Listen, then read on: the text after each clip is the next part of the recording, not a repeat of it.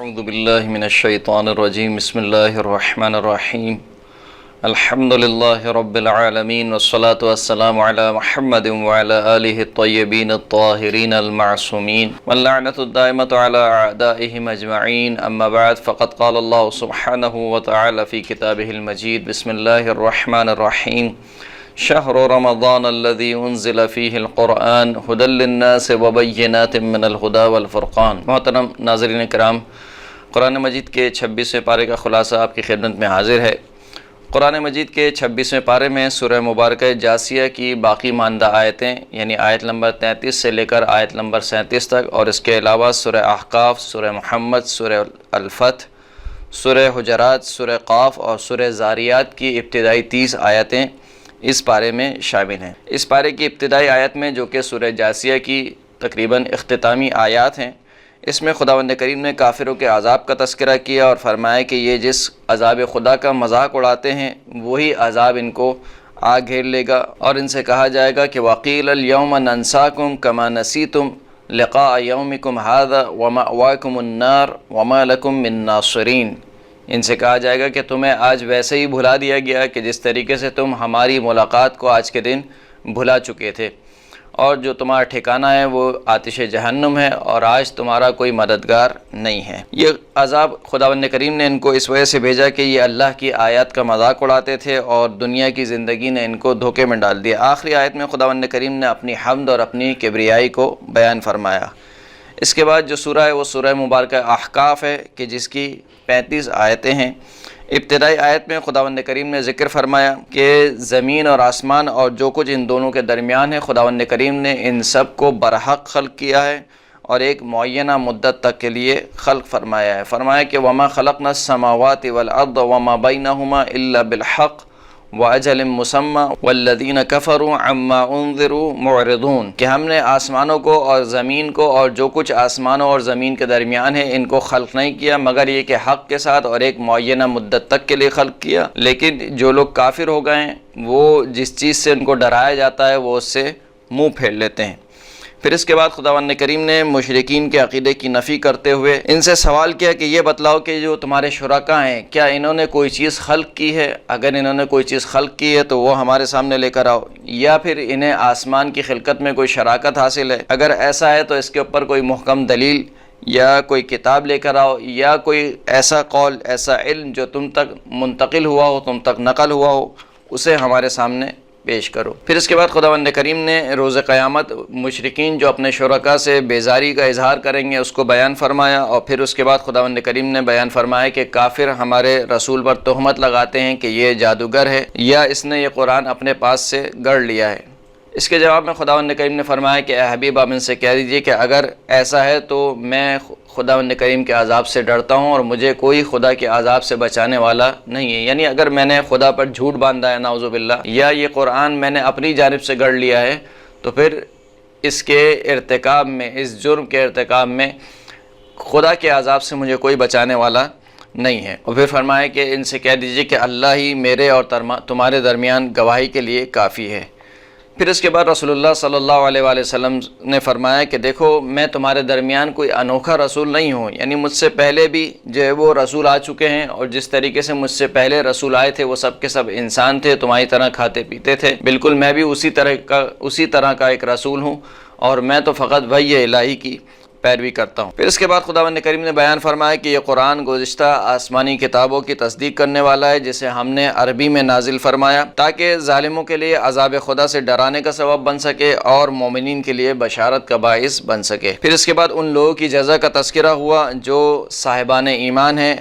اور اپنے ایمان پر ثابت قدم رہے کہ ان پر نہ تو کوئی خوف طاری ہوگا اور نہ وہ غمزدہ ہوں گے، اور وہ ہمیشہ جنت میں رہیں گے۔ پھر اس کے بعد انسان کو وصیت کی گئی کہ وہ والدین کے ساتھ نیک برتاؤ کرے، اور بالخصوص ماں کی عظمت کو خداوند کریم نے بیان کیا۔ آیت نمبر 15 میں خداوند کریم ارشاد فرماتا ہے وَوَصَّيْنَا الْإِنسَانَ بِوَالِدَيْهِ إِحْسَانًا حَمَلَتْهُ أُمُّهُ كُرْهًا وَوَضَعَتْهُ كُرْهًا وَحَمْلُهُ وَفِصَالُهُ 30 شهرا حتى إذا بلغ أشده وبلغ 40 سنة قال رب أوزعني أن أشكر نعمتك التي أنعمت علي وعلى والدي وأن أعمل صالحا ترضاه وأصلح لي في ذريتي انی تبت الیک و انی من المسلمین، کہ ہم نے انسان کو وصیت کی کہ وہ اپنے والدین کے ساتھ نیک برتاؤ کرے، نیک سلوک کرے، نیکی سے پیش آئے، کہ جس کی ماں نے اس کو سختی کے عالم میں اٹھائے رکھا اور سختی کے عالم میں، اذیت کے عالم میں اس کو اس دنیا میں جنا، اور اس کے حمل کی مدت اور اس کے دودھ چھڑانے کی مدت جو ہے وہ کل 30 مہینے تھی۔ پھر خدا نے ارشاد فرمایا کہ جب یہ بچہ دنیا میں آ گیا اور دنیا میں آنے کے بعد جب یہ بچہ جوان ہو گیا اور یہاں تک کہ 40 سال کی عمر تک پہنچ گیا، تو یہ بچہ کہنے لگا کہ پروردگار مجھے توفیق عطا فرما کہ میں تیری نعمت کا شکر ادا کروں، وہ نعمت جو تو نے مجھ پر نازل کی اور میرے والدین پر نازل کی، اور میں عمل صالح کو انجام دے سکوں، ایسا عمل صالح کہ جس سے تو راضی ہو، اور میرے لیے میری ذریت میں اصلاح فرما، میں تیری طرف رجوع کرنے والا ہوں اور میں مسلمانوں میں سے ہوں۔ اس کے بعد جہاں پر خداوند کریم نے ایک ایسے بچے کا تذکرہ کیا کہ جو اپنے والدین کا فرما بردار تھا، اس کی اگلی ہی آیت میں خداوند کریم نے ایک ایسے بچے کا تذکرہ کیا کہ جو اپنے والدین کا نافرمان تھا۔ خداوند کریم آیت نمبر 17 میں ارشاد فرماتا ہے کہ وَالَّذِي قَالَ لِوَالِدَيْهِ أُفٍّ لَكُمَا أَتَعِدَانِنِي أَنْ أُخْرَجَ وَقَدْ خَلَتِ الْقُرُونُ مِنْ قَبْلِي وَهُمَا يَسْتَغِيثَانِ اللَّهَ وَيْلَكَ آمِنْ إِنَّ وَعْدَ اللَّهِ حَقٌّ فَيَقُولُ مَا هَذَا إِلَّا أَسَاطِيرُ الْأَوَّلِينَ،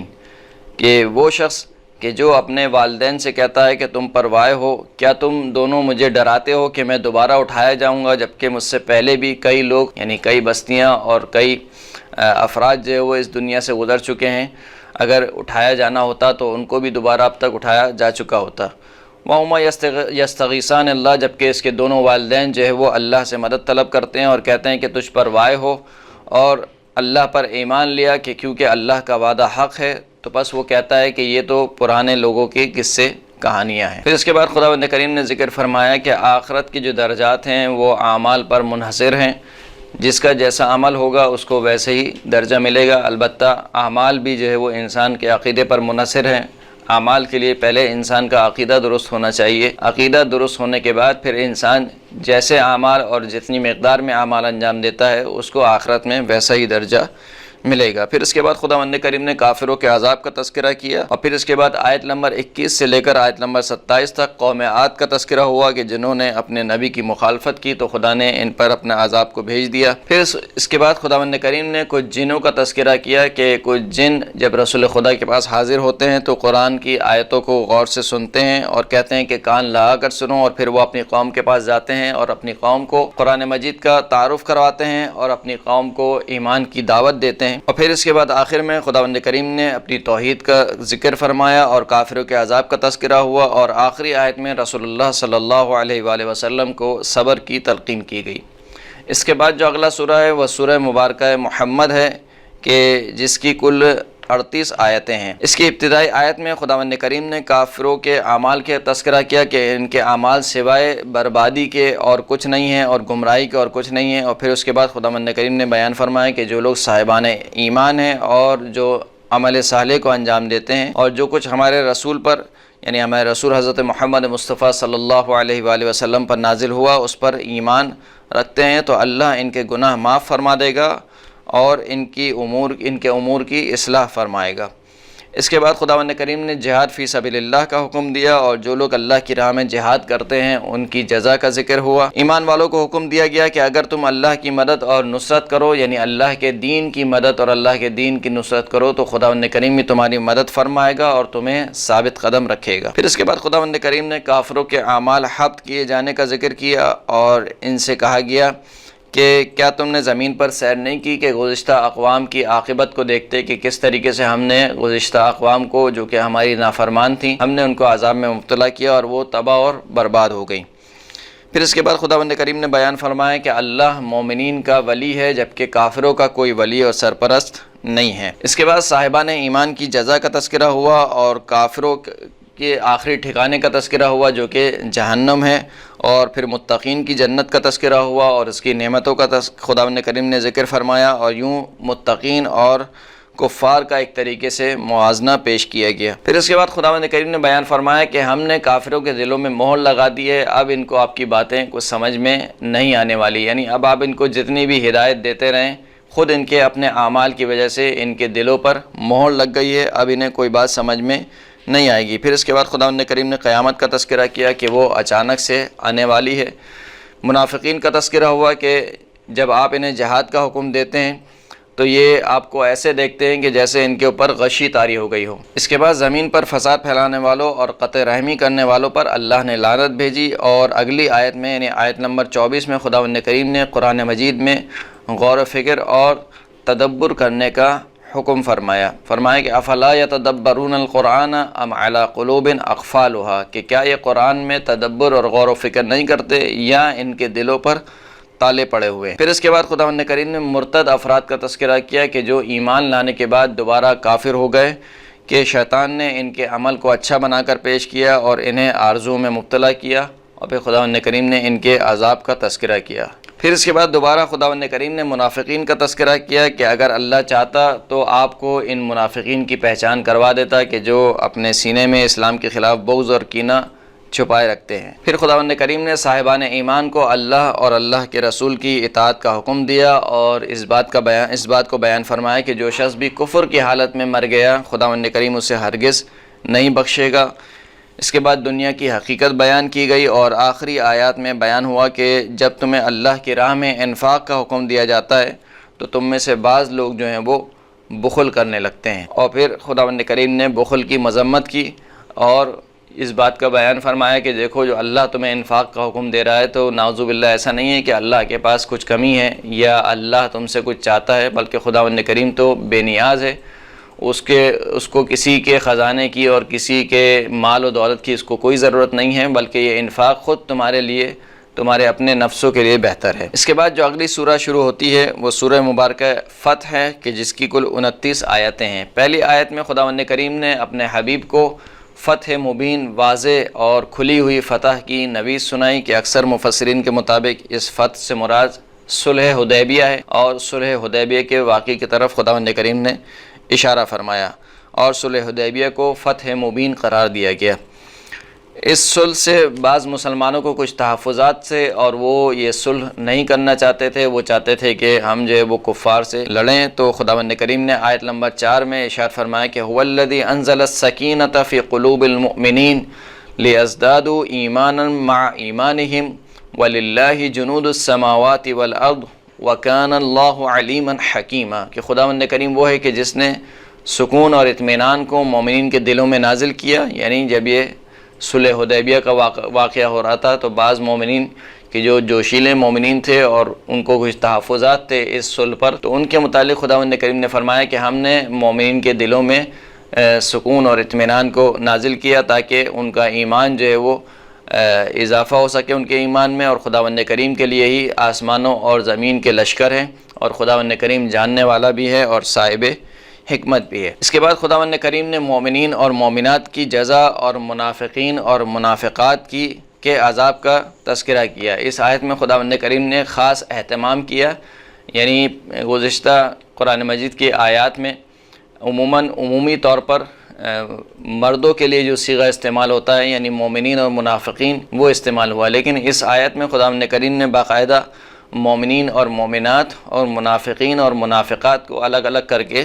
ذکر فرمایا۔ اس کے بعد آیت نمبر 8 اور آیت نمبر 9 میں خداوند کریم نے رسالت کے مقصد کو بیان فرمایا کہ انا ارسلناک شاہدا ومبشرا ونذیرا لتؤمنوا باللہ ورسولہ وتعزروہ وتوقروہ وتسبحوہ بکرۃ واصیلا، کہ بے تحقیق ہم نے آپ کو گواہ بنا کر بھیجا اور بشارت دینے والا اور اللہ کے عذاب سے ڈرانے والا بنا کر بھیجا، تاکہ اے مسلمانوں تم اللہ پر ایمان لاؤ اور اللہ کے رسول پر ایمان لاؤ، اور اللہ کے رسول کی عزت اور توقیر اور ان کا احترام کرو، اور صبح و شام اللہ کی تسبیح کرو۔ اس کے بعد آیت نمبر 10 میں خداوند کریم نے بیعت رضوان یا بیعت شجرہ جسے کہا جاتا ہے اس کا ذکر فرمایا، اور ارشاد ہوا کہ ان الذین یبایعونک انما یبایعون اللہ ید اللہ فوق ایدیہم فمن نکث فانما ینکث علی نفسہ ومن اوفى بما عاہد علیہ اللہ فسیؤتیہ اجرا عظیما، کہ بے تحقیق جن لوگوں نے آپ کی بیعت کی انہوں نے فقط اللہ کی بیعت کی، اور اللہ کا ہاتھ تمام ہاتھوں پر بلند ہے، بس جو شخص بھی بیعت کرنے کے بعد بیعت کو توڑ دے تو وہ خود اپنے نفس پر نقصان اور اپنے نفس پر جو ہے وہ اس نے اس وبال کو لیا ہے، اور جو شخص بھی اللہ سے کیے گئے عہد کو وفا کرے تو خداوند کریم اس کو اجر عظیم عطا فرمائے گا۔ پھر اس کے بعد خداوند کریم نے منافقین کا تذکرہ کیا کہ جو جنگ میں شرکت نہ کرنے کے لیے طرح طرح کے بہانے رسول اللہ صلی اللہ علیہ وآلہ وسلم کے سامنے پیش کرتے ہیں، اور خداوند کریم نے ان کی مذمت فرمائی اور فرمایا کہ یہ تو چاہتے ہی نہیں ہیں کہ رسول اللہ صلی اللہ علیہ وآلہ وسلم اور ان کے اصحاب جنگ سے صحیح و سلامت اپنے گھروں کو واپس پلٹیں۔ تو خداوند کریم نے ان عذاب سعیر کا وعدہ دیا، اور پھر بیان فرمایا کہ منافقین جب مال غنیمت کا سنتے ہیں تو فوراً سے کہتے ہیں کہ ہمیں بھی اپنے ساتھ لے چلیں۔ پھر اس کے بعد خداوند کریم نے ان افراد کا تذکرہ کیا کہ جنہیں اللہ نے جنگ میں شرکت کرنے سے معاف رکھا، جیسے اندھے، لنگڑے یا مریض افراد کے جو جنگ میں شرکت کرنا جن کے لیے باعث زحمت اور مشقت ہے، خداوند کریم نے کہا کہ ان کے اوپر کوئی حرج نہیں ہے اگر یہ جنگ میں شرکت نہ کریں۔ اور پھر دوبارہ آیت نمبر 18 میں خداوند کریم نے بیعت رضوان یا بیعت شجرہ کا تذکرہ فرمایا اور فرمایا کہ لقد رضی اللہ عن المؤمنین اذ یبایعونک تحت الشجرہ فعلم ما فی قلوبہم فانزل السکینۃ علیہم واثابہم فتحا قریبا، کہ بے تحقیق خداوند کریم راضی ہو گیا ان مومنین سے کہ جنہوں نے درخت کے نیچے آپ سے بیعت کی، بس اللہ جانتا ہے جو کچھ ان کے دلوں میں ہے۔ یعنی کچھ مومنین اس صلح حدیبیہ سے راضی نہیں تھے، تو خداوند کریم فرماتا ہے کہ اللہ جانتا ہے جو کچھ ان کے دلوں میں ہے، تو خداوند کریم نے ان کے دلوں پر اطمینان اور سکون کو نازل فرمایا، اور ان کو خداوند کریم ان قریب جو ہے وہ فتح سے ہمکنار کرے گا۔ یہاں پر اس بات کا ہم تذکرہ کر دیں کہ یہ جو خداوند کریم بیان فرما رہا ہے کہ خداوند کریم راضی ہو گیا ان مومنین سے کہ جنہوں نے بھی شجرہ کے نیچے، درخت کے نیچے بیعت کی تھی، یہ جو رضایت پروردگار ہے یہ وقتی رضایت ہے، یعنی اس وقت خداوند کریم ان سے راضی ہو گیا۔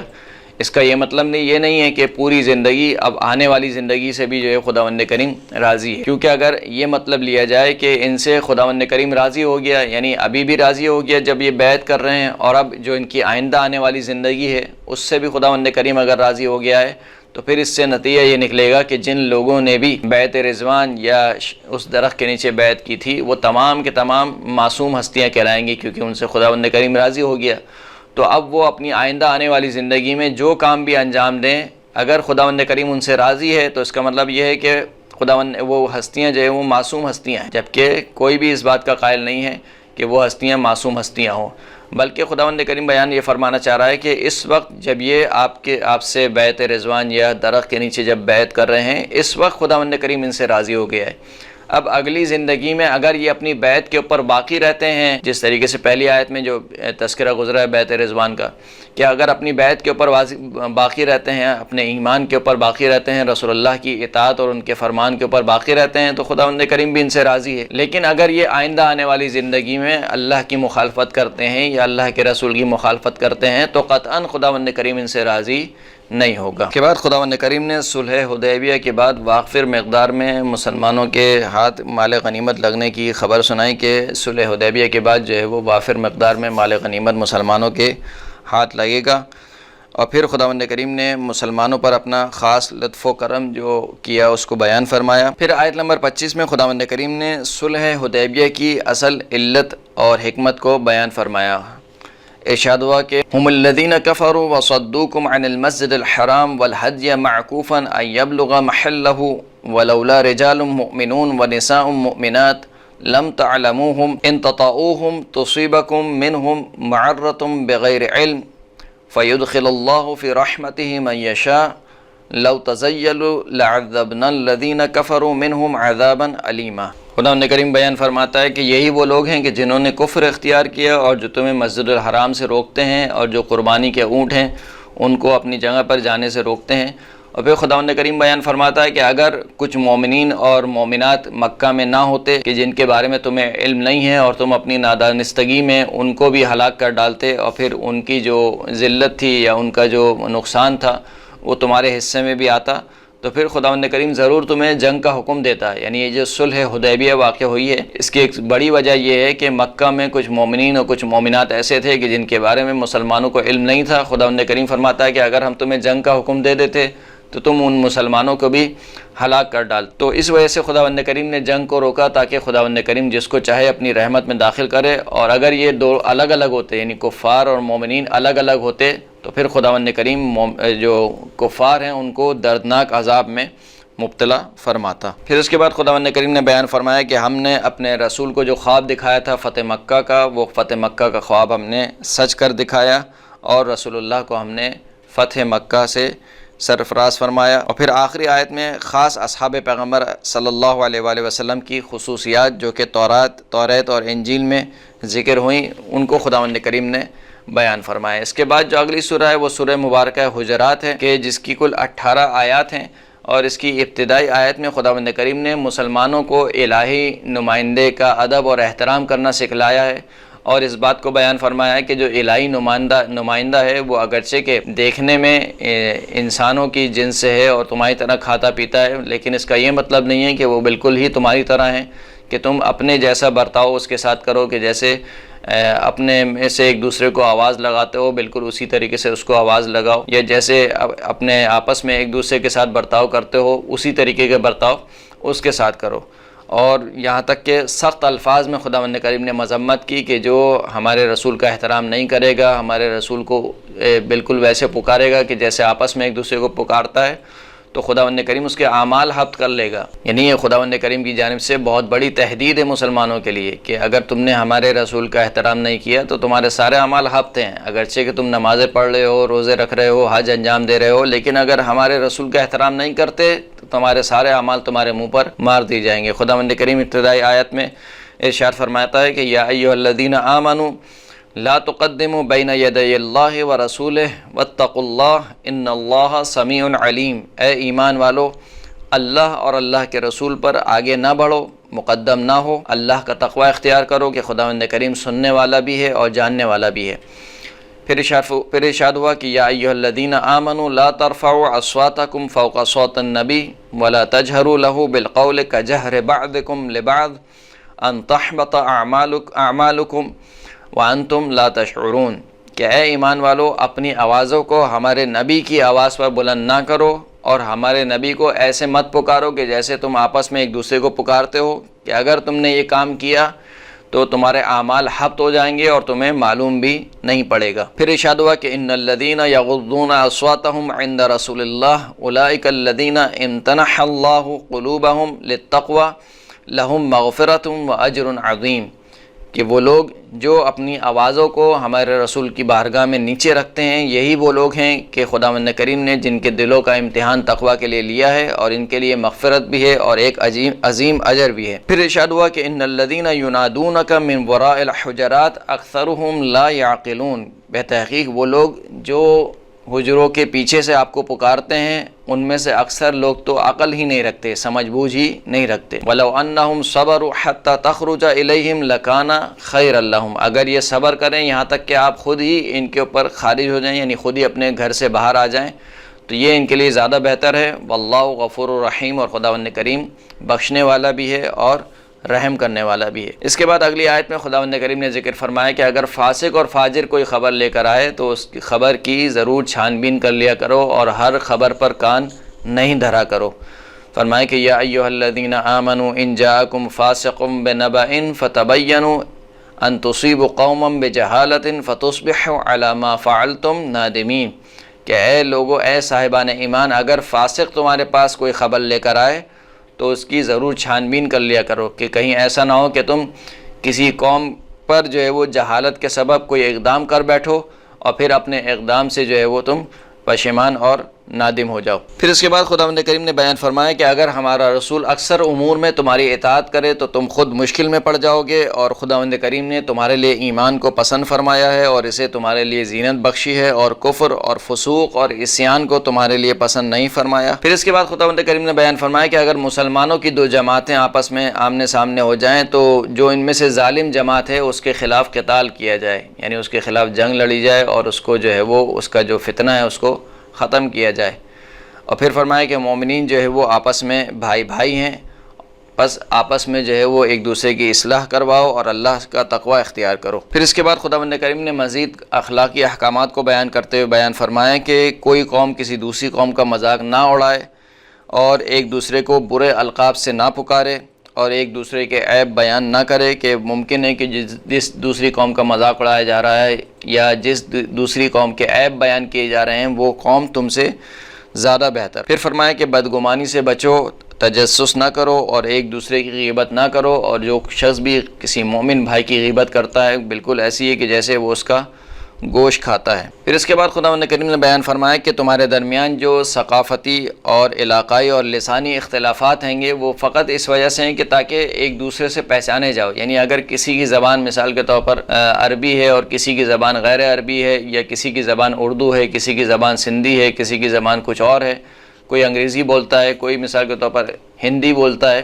تو یہ جو اختلافات خداوند کریم نے رکھے ہیں، اسی طریقے سے ثقافت کا اختلاف ہے کہ کوئی شلوار قمیص پہنتا ہے، کوئی پینٹ شرٹ پہنتا ہے مثال کے طور پر، یا دوسرے اور اختلافات ہیں، یہ اختلافات کبھی بھی برتری اور فضیلت کا باعث نہیں ہے کہ مثال کے طور پر جو شخص پینٹ شرٹ پہنتا ہے وہ سمجھے کہ میں برتری رکھتا ہوں اس پر جو کہ شلوار قمیص پہنتا ہے، یا جو شخص عربی بولتا ہے وہ سمجھے کہ میری برتری ہے اس پر کہ جو اعجمی ہے،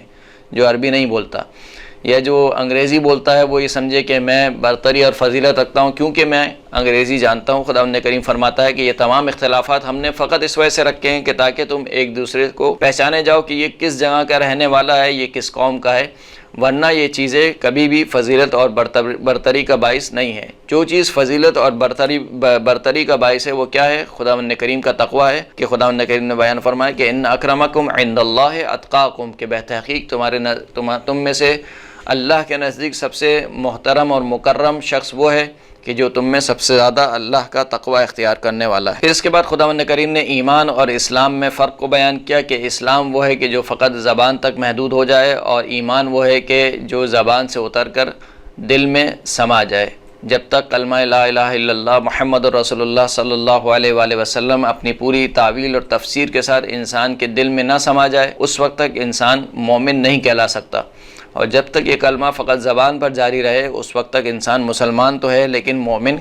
نہیں ہے۔ پھر اس کے بعد خداوند کریم نے آیت نمبر 15 میں حقیقی مومنین کا تذکرہ فرمایا کہ انما المؤمنون الذین آمنوا باللہ ورسولہ ثم لم يرتابوا وجاہدوا باموالہم وانفسہم فی سبیل اللہ اولئک هم الصادقون، کہ فقط اور فقط مومنین وہ ہیں کہ جو اللہ پر ایمان لائے اور اللہ کے رسول پر ایمان لائے، اور پھر ایمان لانے کے بعد کسی قسم کے شک اور شبہ میں مبتلا نہیں ہوئے، اور اپنے نفسوں سے اور اپنے جانوں سے اپنے مال سے اللہ کی راہ میں جہاد کیا، یہی وہ لوگ ہیں جو کہ سچے مومنین ہیں۔ پھر اس کے بعد آخری آیت میں خداوند کریم نے بیان فرمایا کہ اگر یہ لوگ اسلام لاتے ہیں تو یہ لوگ یہ نہ سمجھیں کہ اسلام لا کر گویا ہمارے رسول پر کوئی بہت بڑا احسان جتلا رہے ہیں، بلکہ ان کا اسلام لانا خود ان کے فائدے کے لیے ہے۔ ارشاد ہوا کہ یمنون علیک ان اسلموا قل لا تمنوا علی اسلامکم بل اللہ یمن علیکم ان ہداکم للایمان ان کنتم صادقین، کہ اے رسول